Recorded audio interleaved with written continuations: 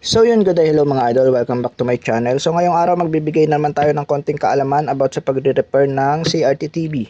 So meron tayo ditong tanggap na A1. May power daw to, China TV 21 inches. So pagpasensyahan nyo, nasa area natin at medyo magulo dahil nire-renovate yung ating shop. Dito muna tayo sa gilid. Kakatapos na rin natin mag-repair ng dalawang CRT TV tapos isang amplifier. So balik tayo dito.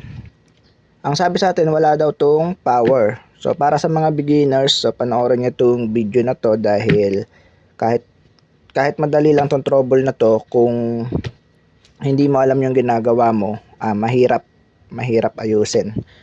So saksak natin mga idol para magbigay tayo ng konting knowledge. Sa mga master, alam na tong trouble na to. So walang power. On natin. Yan, wala ngang power. Ulitin natin. So yan, wala. Confirm na walang power yung TV. So buksan natin mga idol.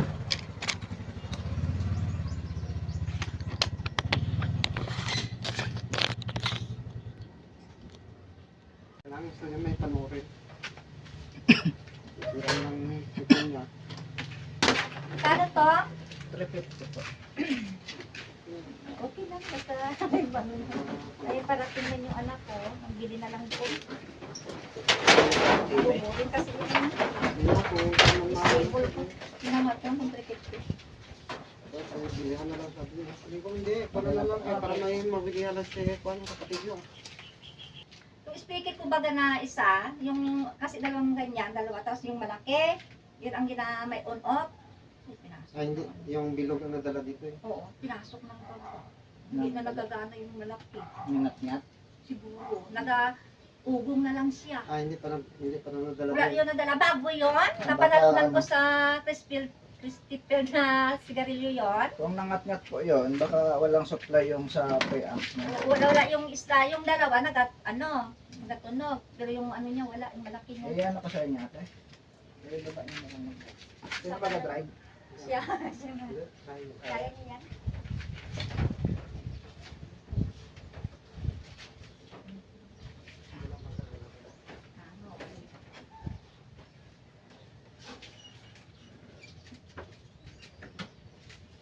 Salamat po.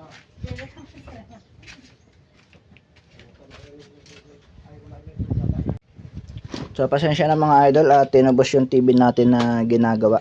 So balik tayo dito sa A1, buksan na natin para malaman natin kung anong problema.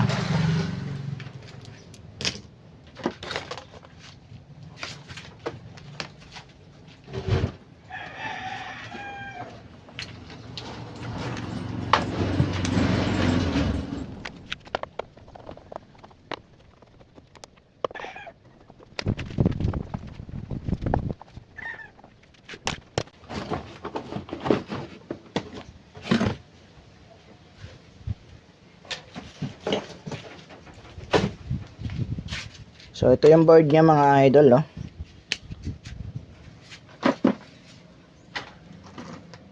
So ito. So meron ako dito napansin mga idol na hindi tama, no? Galing kasi ito na ibang technician at ito, meron tayo dito nakita yung speaker niya. Yan yung unang ginawa ng gumawa. Hindi siya shielded. So pero hindi ko na to papakialaman yung speaker niya kasi baka nagkasundo na rin naman sila ng customer na ganitong speaker ay ikabit. Sobra pa nga siya ng frame, tinabasan. Tinabasan siya dito, then nilagyan ng alambre kasi walang pagtotornilyohan. Hindi siya shielded kasi kapag hindi shielded ang speaker na ikakabit mo dyan, maapektuhan yung kulay ng tube. So tips ko lang yun sa inyo, no? Kailangan shielded speaker yung speaker ng CRT TV. Hindi to gaya ng LED na kahit hindi shielded okay lang.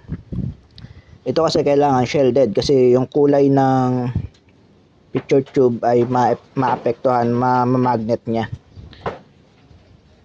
Yan. So papaliwanag ko yan mamaya bakit ang nakalagay dito ay ano.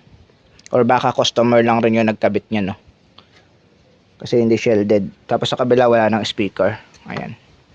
So, siyempre, ang ayusin lang natin dito is yung power lang, no? Kasi yun lang naman yung pinapaayos. Kasi kung papalitan ko pa yung speaker, magdadagdag siya ng pyesa. Bayad para sa pyesang ipapalit.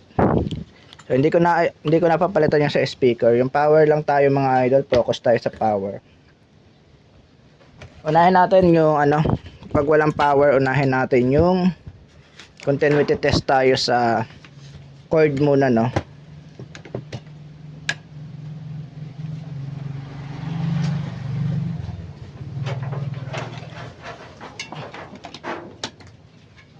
Yan, kailangan naka-on na yung switch. Kailangan naka-on na yung switch, tapos kailangan mag-buzzer yung ating tester.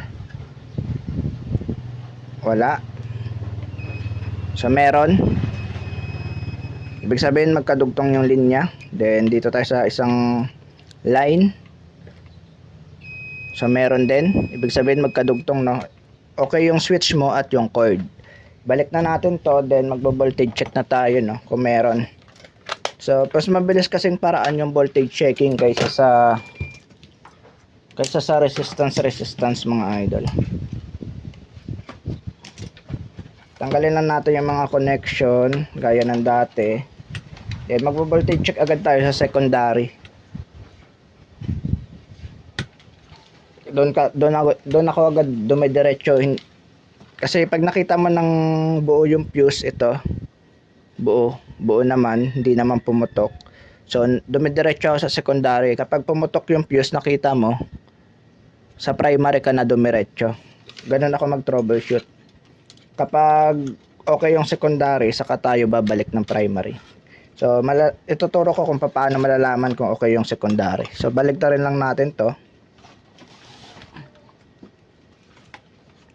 Then voltage check tayo sa, lagay lang natin to sa ground. Voltage check tayo sa may 160 volts na capacitor, yung B+ nya na tinatawag. B+ ng flyback positive supply. Lagay mo lang to sa ground, yung test probe. Then saksak natin, naka-on na yung TV.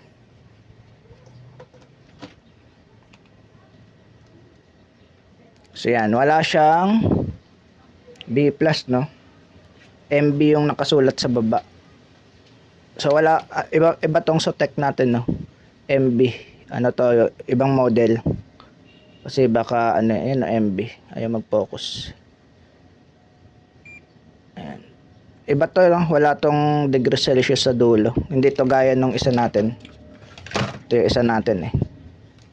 Ayan. Baka kasi malito kayo.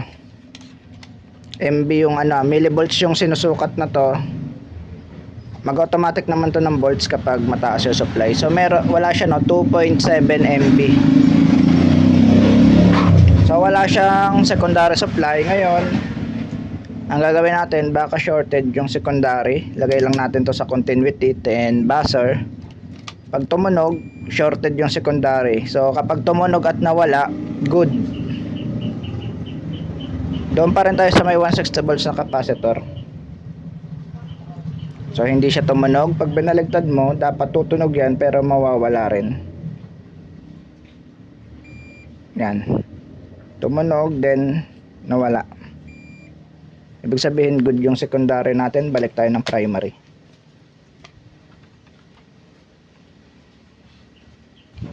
So balik tayo dito sa primary. Sa primary naman, magbo-voltage check tayo ulit, DC. So sa primary na tayo mag-ground dahil iba yung ground ng secondary at ng primary. Saksak natin. Sukatan natin yung sa may 160 volts na capacitor. Ay, 160 volts. Sa may 400 volts sa capacitor or 450 or main filter na tinatawag. So meron tayong 322 volts. Kung mapapansin nyo, V na yun nakasulat sa baba, no?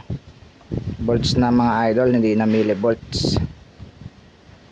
Ayan, o, B. Nawala na yung M. Ayan, ibig sabihin 322 na yan. 322 volts. Ayan, nasilaw kasi. Ayan, B. Volts na yan mga idol. Tignan natin kung umabot. Dito tayo mag-ground sa negative ng capacitor. Then ito, tignan natin kung nakatawid ba siya ng chopper transformer dito. 322. Tingnan natin kung umabot dito sa regulator. Yan, meron. Ngayon, check naman natin yung kanyang supply para sa kanyang feedback. Ito, may dalawang resistor dito na naka-series. So, unahin natin yung isang resistor. Kasi hindi gumagana yung primary power supply natin, ibig sabihin. Dahil wala tayong nasukat sa secondary. Ayan, point lang, 0.709 or 790 millivolt, 0.790 volt or 0.7 millivolt. Una pa lang wala na tayong nasukat, ibig sabihin open tong resistor na dinaanan. So yung pangalawang resistor, so wala na rin yan kasi unang resistor pa lang putol na. Siyempre wala ka na rin masusukat sa pangalawa. So para mapakita ko sa inyo na malapitan, so papakita natin para sa mga beginners kung alin yung sinukatan natin. Nakikita nyo ba to? Ito yung positive ng capacitor eh. Ayan. Ito yung negative. Kung mapapansin nyo, mayroong circuit dito. Ito papuntang chopper transformer. Then paglabas ng chopper transformer, papunta na to ng regulator supply. Pagdating naman dito, so ito yung isa, no? Ito yung isang circuit. Kung mapapansin nyo, may resistor dyan. Ayan o. Anong pang R528 at saka R521. Ayan. R520 pala tapos R521. May naka-series diyan na resistor papunta dito. So yung unang resistor na dinaanan galing dito sa 300 plus volts natin galing sa main filter. Open agad. Wala na tayong nasukat dito. Sana meron tayong nasukat kahit half voltage ng 300, at least 160 meron sana dito, no? Kaso wala. Then pagdating dito magda-drop pa yon ng mga 14 volts siguro. So 10 to 20 volts pasok yon. So dito wala na agad tayo nasukat dito. Ibig sabihin itong resistor na to ay open. So papakita natin naman yung kabilang side kung ano yung resistor na sinasabi ko. Ito siya, 120k ang value niyan. Ayan yung dalawa na yan. So kinalawang pala. Kaya siya, ayan o, may kalawang. Try natin siyang tuklapin kung mapuputol to. Ito. Ayan, putol na. Ito, putol na. So, ito yung dahilan kaya ayaw mag-power. Putol yung isang paa. So papalitan ko na rin tong isa kasi may kalawang na rin yung kabilang resistor, no? Pero yung kabila mukhang ayos pa, oh. Kaso may kalawang na to, oh. May kalawang na to. So papalitan ko to, then papalitan ko na rin to. Pero tingin ko ayos pa to, kaya lang kinalawang na. So papalitan ko na lang sila dalawa. 120k yung value. So hanap muna tayo. Bunot na lang tayo sa ibang board.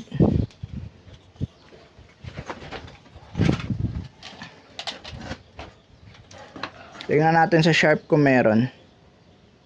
Meron sa Sharp pero 100k.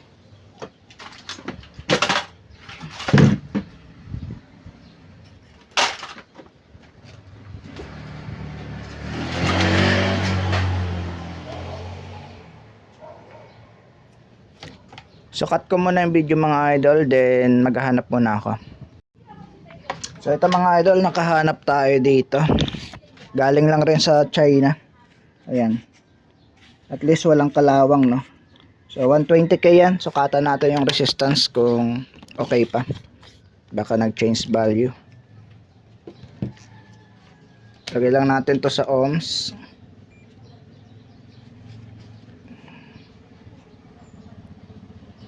$119k. So pasok pa. Itong isa 118. So pasok pa tong dalawa. Palit natin dito sa kinalawang.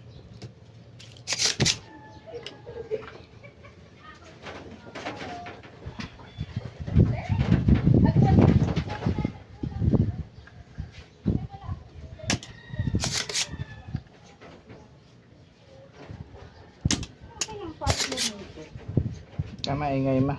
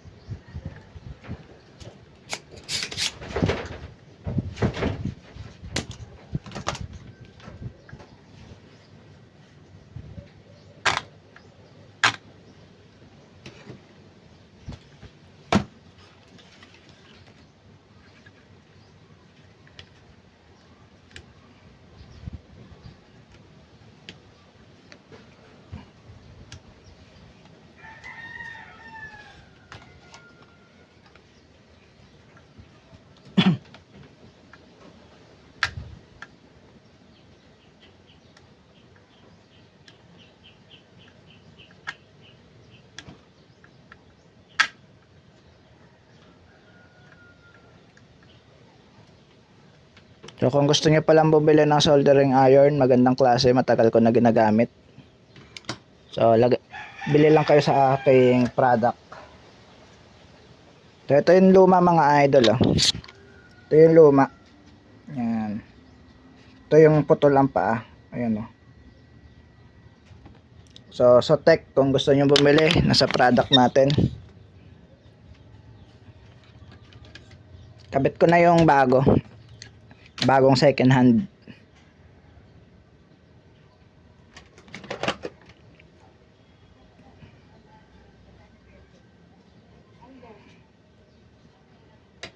Oo, di ba? Pur na ngayon. Ingay man, ah.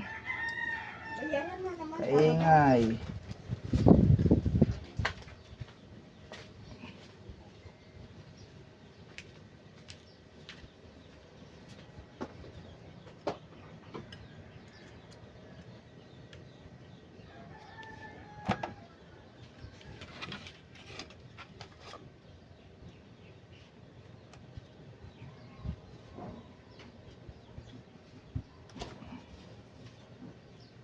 Charts pa.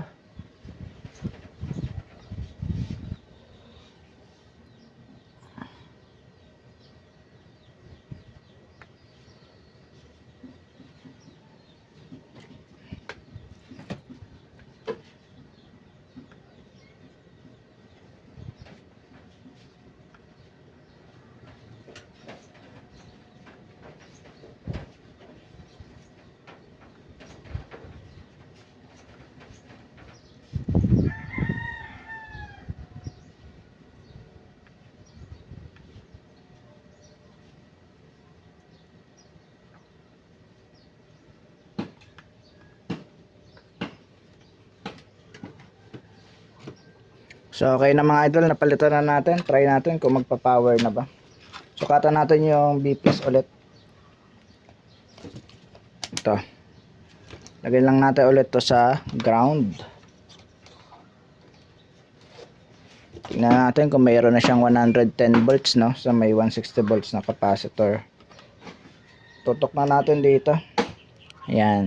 Then saksak natin. Wala pa rin.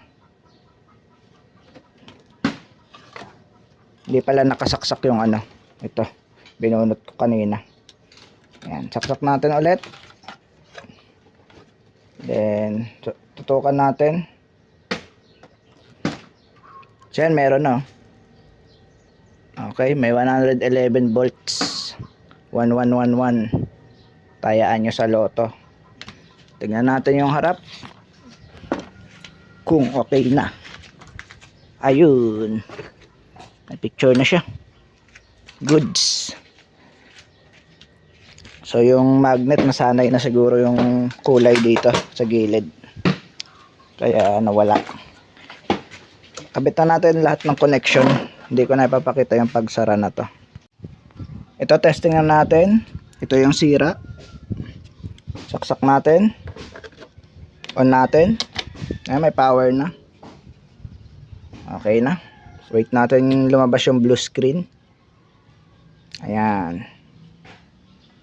Okay na mga idol. Blue screen na.